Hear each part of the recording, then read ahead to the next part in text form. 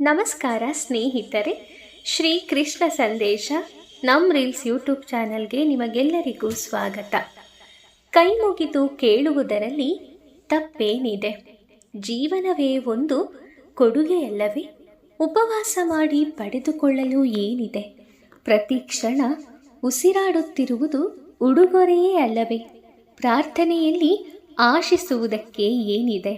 ಈ ಬದುಕೆ ಭಗವಂತನ ಆಶೀರ್ವಾದ ಅಲ್ಲವೇ? ಹರಕೆ ಹೊತ್ತು ಈಡೇರಿಸಿಕೊಳ್ಳಲು ಏನಿದೆ? ನಿಲ್ಲದೆ ಹೃದಯ ಕೆಲಸ ಮಾಡುತ್ತಿದೆ, ಅಷ್ಟೇ ಸಾಕಲ್ಲವೇ? ನಮ್ಮ ತಪ್ಪನ್ನು ನಮ್ಮ ಹತ್ತಿರ ಹೇಳುವವನು ನಮ್ಮ ನಿಜವಾದ ಮಿತ್ರ. ನಮ್ಮ ತಪ್ಪನ್ನು ಇತರರ ಬಳಿ ಹೇಳಿ ನಮ್ಮನ್ನು ಗೇಲಿ ಮಾಡುವವನು ನಮ್ಮ ಮಿತ್ರನಾದರೂ ಸಹ ಅವನು ನಮಗೆ ಶತ್ರುವಿಗೆ ಸಮ. ಪ್ರತಿಯೊಂದು ಹೆಜ್ಜೆಯಲ್ಲೂ ಅಜ್ಞಾನವನ್ನು ಕಳೆಯುತ್ತಾ ಹೋಗುವುದೇ ಶಿಕ್ಷಣ. ದುಂದುಗಾರಿಕೆ ಬಡತನಕ್ಕೆ ಮೂಲ, ಮಿತವ್ಯಯ ಸಿರಿತನಕ್ಕೆ ಮೂಲ. ಎಲ್ಲರಿಗಿಂತ ಕೆಳಗಿದ್ದೇನೆ ಎಂದು ದುಃಖ ಪಡಬೇಡಿ. ಅತ್ಯಂತ ಬೆಲೆ ಬಾಳುವ ಮುತ್ತು, ಚಿನ್ನ, ಹವಳ ಎಲ್ಲವೂ ಭೂಮಿಯ ಆಳದಲ್ಲೇ ಸಿಗುವುದು. ಎಲ್ಲಿ ಹೋದರೂ ಅವೇ ಪಂಚಭೂತಗಳು. ಅದೇ ನೆಲ, ಅದೇ ಜಲ, ಅದೇ ಬೆಂಕಿ, ಅದೇ ಗಾಳಿ, ಅದೇ ಆಕಾಶ. ಮನದೊಳಗೆ ಶಾಂತಿ ನೆಲೆಸದಿದ್ದರೆ ಹೊರಗೆ ಯಾವ ಸ್ಥಳವನ್ನು ಹುಡುಕಿಕೊಂಡು ಹೋದರೂ ಅಲ್ಲಿ ಶಾಂತಿ ಸಿಗುವುದಿಲ್ಲ. ಎಲ್ಲಿಯ ತನಕ ಎಲ್ಲವನ್ನು ಸಹಿಸಿಕೊಂಡು ಸುಮ್ಮನಿರುತ್ತೇವೆಯೋ ಅಲ್ಲಿಯ ತನಕ ನಾವು ಎಲ್ಲರಿಗೂ ಒಳ್ಳೆಯವರಾಗಿ ಇರುತ್ತೇವೆ.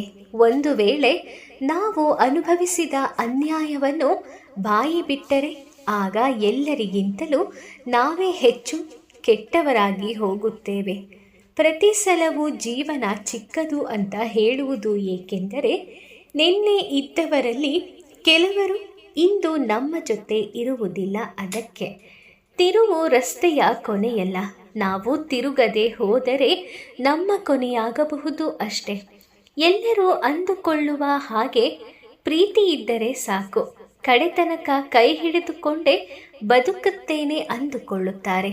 ಆದರೆ ಅನೇಕರಿಗೆ ಗೊತ್ತಿಲ್ಲ, ಸಂಬಂಧಗಳು ಬೇಡುವುದು ಪ್ರೀತಿಯನ್ನಲ್ಲ, ನಂಬಿಕೆಯನ್ನ. ಎಷ್ಟೋ ಸಲ ಹಾಗಾಗತ್ತೆ. ಪ್ರೀತಿಯೇ ಇರದಿದ್ದರೂ ಅವರಿಬ್ಬರು ಒಟ್ಟಿಗೆ ಇರುತ್ತಾರೆ, ಒಟ್ಟಿಗೆ ಇರಲು ಸಾಧ್ಯ. ಆದರೆ ನಂಬಿಕೆ ಇದೆಯಲ್ಲ, ಅದಿಲ್ಲದೆ ಮನುಷ್ಯನೊಂದಿಗೆ ಒಂದು ರಾತ್ರಿ ನೆಮ್ಮದಿಯಾಗಿ ಇರಲು ಸಾಧ್ಯವಿಲ್ಲ. ಎತ್ತ ಹೊರಳಿದರೂ ಅನುಮಾನದ ಹುತ್ತವೇ ಅಡಗಿರುತ್ತದೆ. ಬಡವನ ಬುದ್ಧಿ ಎಷ್ಟೇ ವಿಶಾಲವಾಗಿ ತೀಕ್ಷ್ಣವಾಗಿದ್ದರೂ ಯಾವಾಗಲೂ ತುಪ್ಪ, ಉಪ್ಪು, ಎಣ್ಣೆ, ಅಕ್ಕಿ, ಬಟ್ಟೆ, ಸೌದೆ ಇವುಗಳ ಚಿಂತೆಯ ಕಾರಣ ಕುಗ್ಗುತ್ತಲೇ ಇರುತ್ತದೆ. ಪರಿವಾರದವರೊಂದಿಗೆ ತಾಳ್ಮೆ ಇದ್ದರೆ ಅದೇ ಪ್ರೀತಿ, ಬೇರೆಯವರೊಂದಿಗೆ ತಾಳ್ಮೆ ಇದ್ದರೆ ಅದೇ ಗೌರವ. ಸ್ವತಃ ತಾಳ್ಮೆಯಿಂದ ಇರುವುದು ಎಂದರೆ ಆತ್ಮವಿಶ್ವಾಸ. ಭಗವಂತನ ಮುಂದೆ ತಾಳ್ಮೆಯಿಂದ ಇರುವುದೇ ನಂಬಿಕೆ. ಊಟ ಮಾಡುವಾಗ ಮಾತ್ರ ದೊಡ್ಡದಾಗಿ ಬಾಯಿ ತೆರೆಯುವ ಮನುಷ್ಯ 100 ವರ್ಷದ ಸುಖವನ್ನು ಒಂದೇ ವರ್ಷಕ್ಕೆ ಪಡೆದುಕೊಳ್ಳುತ್ತಾನೆ. ಅಂದರೆ ಮೌನವೇ ಮಹಾ ಅಸ್ತ್ರ. ಮಹಾಯುದ್ಧದಿಂದ ಗೆಲ್ಲಲಾಗುವುದನ್ನು ಮೌನದಿಂದಲೇ ಗೆಲ್ಲಬಹುದು. ಹೆಚ್ಚಿಗೆ ಮಾತನಾಡಿದಷ್ಟು ಹೆಚ್ಚಿನ ಸಮಸ್ಯೆಗಳು ಮೈಮೇಲೆ ಬರುತ್ತವೆ. ನಮ್ಮೊಡನೆ ಮಾತನಾಡಲು ತವಕಿಸುವವರಿಗೆ ಗೌರವ ನೀಡೋಣ. ನಮ್ಮೊಡನೆ ತಮ್ಮ ಸಮಸ್ಯೆಗಳನ್ನು ಬಿಚ್ಚಿಡುವವರಿಗೆ ಪರಿಹಾರವಾಗೋಣ. ನಮ್ಮೊಡನೆ ತಮ್ಮ ದುಃಖವ ಹೇಳಿಕೊಳ್ಳುವವರಿಗೆ ಸಾಂತ್ವನ ನೀಡೋಣ. ನಮ್ಮೊಡನೆ ತಮ್ಮ ಸುಖವ ಹಂಚಿಕೊಳ್ಳುವವರಿಗೆ ಸಂತಸದ ಕಿವಿಯಾಗೋಣ. ನಮ್ಮೊಡನೆ ಅಹಂಕಾರದ ಭಾವ ತಳೆದವರನ್ನು ನಿರ್ಲಕ್ಷ್ಯ ಮಾಡೋಣ. ನಮ್ಮೊಡನೆ ದ್ವೇಷದ ಭಾವ ಹೊಂದಿರುವವರನ್ನು ದೂರವೇ ಇಡೋಣ. ಜೀವನ ನಿಜಕ್ಕೂ ದೊಡ್ಡದ್ದು, ದೀರ್ಘವಾದದ್ದು. ನಾವು ಸಾಕಷ್ಟು ಸಮಯವನ್ನು ಸುಖ ಸುಮ್ಮನೆ ಹಾಳು ಮಾಡುವುದರಿಂದ ಅದು ಸಣ್ಣದು ಅನಿಸುತ್ತದೆ. ಯಾರ ಮೇಲಾದರೂ ನಂಬಿಕೆ ಇಡುತ್ತೀರಿ ಎಂದರೆ ಕೊನೆಯವರೆಗೂ ನಂಬಿಕೆಯಿಂದಲೇ ಇರಿ. ಪರಿಣಾಮ ಏನೇ ಆಗಿರಲಿ, ಅಂತಿಮವಾಗಿ ಒಂದು ನೀವು ಒಬ್ಬ ಒಳ್ಳೆಯ ಸ್ನೇಹಿತನನ್ನು ಪಡೆಯುತ್ತೀರಾ ಅಥವಾ ಒಳ್ಳೆಯ ಪಾಠ ಕಲಿಯುತ್ತೀರಾ. ನೀವು ಇವತ್ತು ಕೈಗೊಂಡಿರುವ ಕಾರ್ಯ ಕೈಗೂಡಲಿಲ್ಲವೇ? ಹಾಗಾದರೆ ಚಿಂತೆ ಮಾಡಬೇಡಿ, ನಾಳೆ ಕೂಡ ಅದನ್ನು ಮಾಡಲು ಸಾಧ್ಯವಿದೆ. ಹೀಗಾಗಿ ಧೈರ್ಯವಾಗಿ ನಿಮ್ಮ ಕೆಲಸಗಳನ್ನು ಮುಂದುವರಿಸಿ. ಖುಷಿ ಎಂಬುದು ಚಿಟ್ಟೆ ಇದ್ದಂತೆ, ಅದನ್ನು ಹಿಡಿಯಲು ಹೋದರೆ ಅದು ನಿಮ್ಮಿಂದ ತಪ್ಪಿಸಿಕೊಂಡು ಹಾರಿ ಹೋಗುತ್ತದೆ. ಚಿಟ್ಟೆಯನ್ನು ತನ್ನತ್ತ ಸೆಳೆಯುವ ಹೂವಿನಂತೆ ನಿಮ್ಮಲ್ಲಿ ಉತ್ತಮ ಗುಣಗಳನ್ನು ಬೆಳೆಸಿಕೊಂಡರೆ ಖುಷಿ ನಿಮ್ಮನ್ನೇ ಹುಡುಕಿಕೊಂಡು ಬರುತ್ತದೆ. ಪ್ರತಿಕ್ಷಣ ನಡೆಯುವ ಕಾಲುಗಳೇ ಎಡವಿ ಬೀಳುತ್ತವೆ. ಆಕಾಶದಿ ಮಿನುಗುವ ನಕ್ಷತ್ರಗಳು ಪತನಗೊಳ್ಳುತ್ತವೆ. ಹಾರುವ ಹಕ್ಕಿಯೂ ಕೆಲವೊಮ್ಮೆ ನೆಲಕ್ಕೊರಗುತ್ತದೆ. ಹೊಳೆಯುವ ಸೂರ್ಯ ಚಂದ್ರರಿಗೂ ಗ್ರಹಣ ಆವರಿಸುತ್ತದೆ. ಮನುಷ್ಯನ ಜೀವನದಲ್ಲೂ ಏಳು ಬೀಳುಗಳು ಕಾಣುತ್ತಲೇ ಇರುತ್ತದೆ. ಕೆಳಗೆ ಬೀಳುವಾಗ ಕುಗ್ಗದೆ, ಮೇಲೇರುವಾಗ ಹಿಗ್ಗದೆ ಸಮಚಿತ್ತದಿ ಬಾಳಿ ಬದುಕುವುದೇ ಒಳ್ಳೆಯದಲ್ಲವೇ?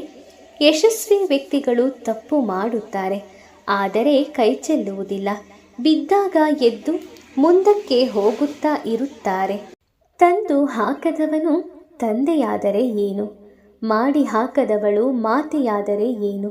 ಮರ್ಮ ಅರಿಯದವಳು ಮಡದಿಯಾದರೆ ಏನು? ಗುಣ ಅರಿಯದವನು ಗಂಡನಾದರೆ ಏನು? ಸಹಾಯ ಮಾಡದವನು ಸ್ನೇಹಿತನಾದರೆ ಏನು? ಮನಕಾಯದವಳು ಮಗಳಾದರೆ ಏನು? ಮಾನ ಕಾಯದೇ ಇರುವವಳು ಮಗಳಾದರೆ ಏನು?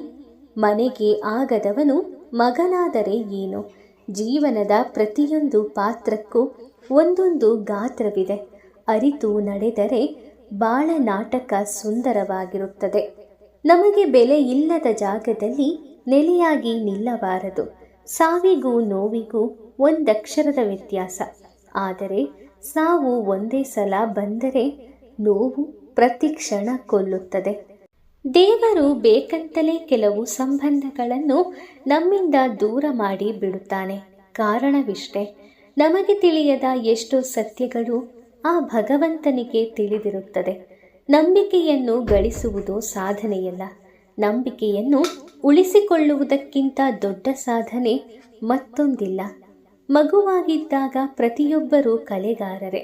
ಆದರೆ ಬೆಳೆದ ಮೇಲೆ ಕಲೆಗಾರರಾಗಿಯೇ ಉಳಿಯುತ್ತಾರೆಯೇ ಎಂಬುದು ಉತ್ತಮವಾದ ಪ್ರಶ್ನೆ. ಭಾವನೆಗಳು ಎಲ್ಲರಿಗೂ ಇರುತ್ತವೆ ನಿಜ.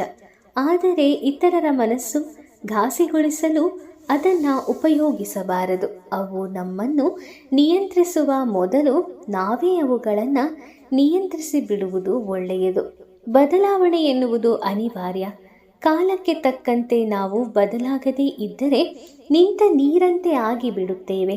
ನಿಂತ ನೀರಿನಲ್ಲಿ ಸೊಳ್ಳೆಗಳು ಮೊಟ್ಟೆ ಇಡಲಾರಂಭಿಸುತ್ತದೆ.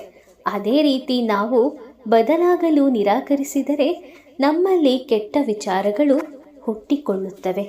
ಬದಲಾವಣೆ ನಮಗೆ ತುಂಬ ಒಳ್ಳೆಯದೇ. ಸ್ನೇಹಿತರೆ, ಈ ವಿಶೇಷ ಸಂದೇಶಗಳು ನಿಮಗೆ ಇಷ್ಟವಾಗಿದೆ ಅಂತ ನಾನು ಅಂದ್ಕೊಳ್ತೀನಿ. ವಿಡಿಯೋ ಇಷ್ಟ ಆಗಿದ್ದರೆ ಲೈಕ್ ಮಾಡಿ, ಶೇರ್ ಮಾಡಿ. ಇನ್ನೂ ಹೆಚ್ಚಿನ ಸಂದೇಶಗಳನ್ನು ತಿಳಿಯಲು ನಮ್ಮ ರೀಲ್ಸ್ ಯೂಟ್ಯೂಬ್ ಚಾನಲ್ಗೆ ಸಬ್ಸ್ಕ್ರೈಬ್ ಮಾಡಿಕೊಳ್ಳಿ. ಮುಂದಿನ ವಿಡಿಯೋದಲ್ಲಿ ಮತ್ತೆ ಭೇಟಿ ಮಾಡ್ತೀನಿ. ಓಂ ಶ್ರೀ ಕೃಷ್ಣಾಯ ನಮಃ. ಆ ಕೃಷ್ಣ ಪರಮಾತ್ಮ ನಿಮಗೆಲ್ಲರಿಗೂ ಒಳ್ಳೆಯದನ್ನು ಮಾಡಲಿ. ಧನ್ಯವಾದಗಳು.